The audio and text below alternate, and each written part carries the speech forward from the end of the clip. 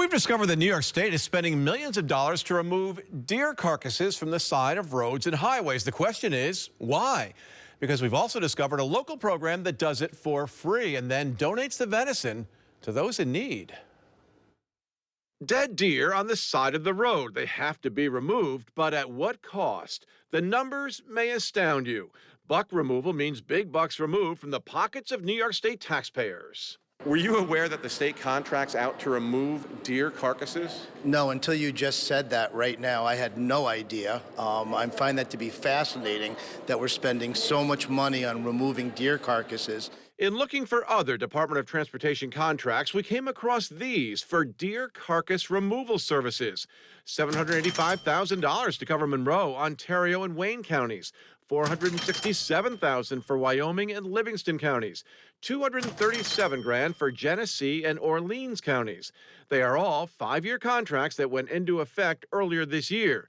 Those numbers took Assemblymember Robert Smullen by surprise. Did you know the state is paying more than $1 million in contracts for deer carcass removal? I didn't know that it was $1 million.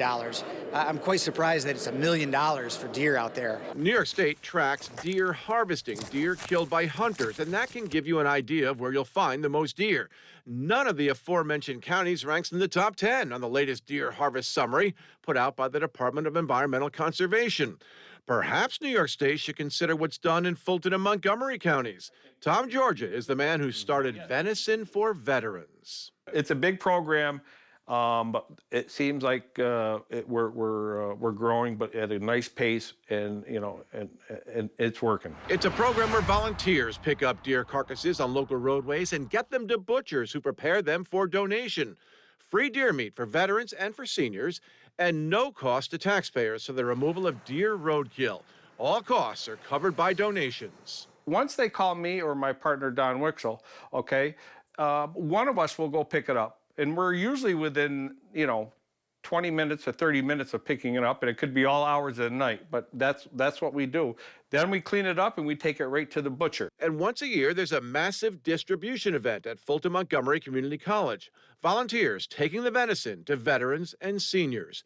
No $750,000 contract here. It's all volunteer work, so like I said, everything is saving taxpayers' money. It's all about a good feeling. It doesn't matter what aisle you are, what side of the aisle you're on. You're saving the county money, you're saving the state money, and you're doing a good deed.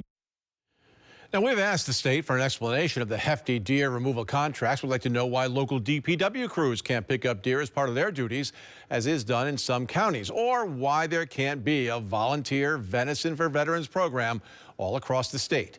We have not heard back.